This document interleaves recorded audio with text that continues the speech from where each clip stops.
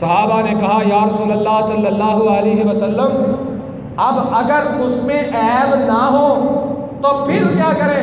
پھر بھی بیان کیا جائے۔ اللہ کے نبی نے فرمایا پھر وہ بہتان ہے، پھر بہتان ہے، بہتان کو ثابت کرنا پڑے گا۔ اگر بہتان ثابت نہ کیا تو اللہ کے نبی علیہ الصلوۃ والسلام نے فرمایا جو بہتان کو ثابت نہیں کرتا، بہتان کو واضح نہیں کرتا ہے، اللہ نے قرآن میں کہا بہتان لگانے والے کی وہی سزا ہے جو کموار زانی کی سزا ہے، اسے 80 کوڑے لگائے جائیں گے۔ جو بہتان لگاتا ہے، کسی پہ بہتان لگتا ہے، وہ عدالت کا دروازہ کھٹکھٹائے، جناب میرے اندر خامی نہ تھی، میرے اس بھائی نے مجھ پہ بہتان لگایا ہے، اب مجھے انصاف چاہیے، عدالت کا حق بنتا ہے۔ بے حوالہ بات کرنے والا، بے واقعہ بات کرنے والا، جو بات ہوئی ہی نہیں اس گناہ کو اپنے بھائی کے کھاتے میں ڈالنے والا، ایسے بندے کو عدالت طلب کرے اور اسے اللہ نے کہا ہے سزا دی جائے، 80 کوڑے لگائے جائیں، اسے کوڑے لگائے جائیں، اسے مارا جائے۔ اور پھر یہی تک بس نہیں ہے، پھر اس کی گواہی پر اعتبار ہی نہیں ہوگا۔ چھوٹا جرم ہے بہتان لگانا، چھوٹا کام ہے بہتان لگانا، ہم معمولی گناہ سمجھتے ہیں غیبت کو، ہم معمولی گناہ سمجھتے ہیں بہتان کو، نہ سنا ہوتا ہے نہ دیکھا ہوتا ہے، ہم پھر بھی بہتان لگا دیتے ہیں۔ یہ ہم گالی دیتے ہیں، گالی ماؤں بہنوں کی گالیاں دیتے ہیں، ایک دوسرے کو انسانوں سے بڑھ کے ڈنگروں کی اولاد بناتے پھرتے ہیں، کوئی کسی کو کتے کا کہتا ہے، کوئی کسی کو گدھے کی اولاد سے تشبیہ دیتا ہے۔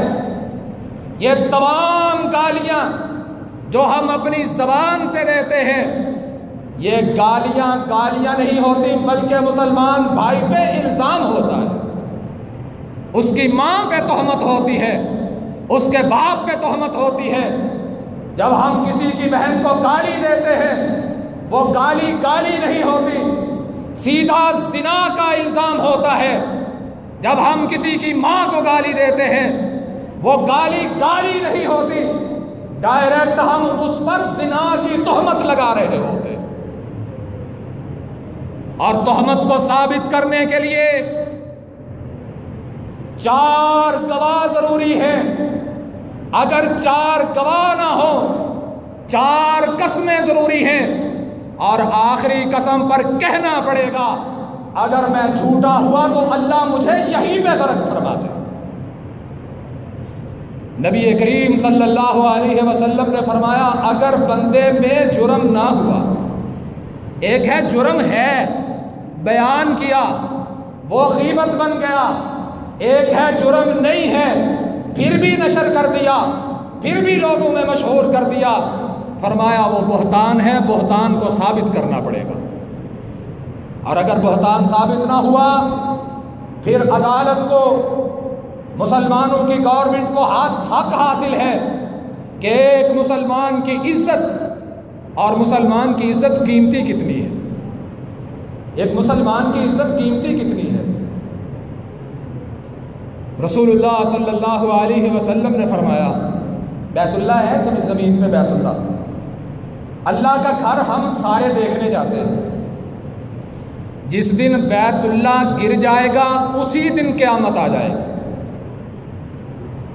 اور حدیث کے الفاظ ہیں بیت اللہ کو ایک باریک پنڈلیوں والا حبشی توڑے گا، جس دن بیت اللہ ٹوٹ گیا، اللہ کا گھر زمین سے شہید کر دیا گیا، اس کے بعد انسانیت کیا، پوری کائنات کا نظام باقی نہیں رہے گا، ساری کائنات کو اللہ رب العزت تہس نہس فرما دیں گے، قیامت رونما ہو پڑے گی، قیامت آ جائے گی۔ اللہ کو اتنا غصہ آئے گا، اللہ کائنات کا نظام تہس نہس فرما دے گا۔ اتنا غصہ. لیکن اللہ کے محبوب علیہ السلام نے فرمایا اس سے بڑھ کے اللہ کو غصہ اس وقت آتا ہے جب کوئی مسلمان اپنے مسلمان بھائی کی عزت کا جنازہ نکالتا ہے. اس سے بھی زیادہ اللہ کو غصہ آتا ہے. اور یہ نوبت کب آتی ہے؟ جب دل میں حسد پیدا ہوتا ہے، جب دل میں نفرت بغض پیدا ہوتا ہے، دماغ میں حسد آتا ہے. حسد اور بغض ملتے ہیں، پھر لوگ لوگوں کی غیبتیں اور چغلیاں کرتے ہیں. جب حسد آتا ہے، بغض آتا ہے،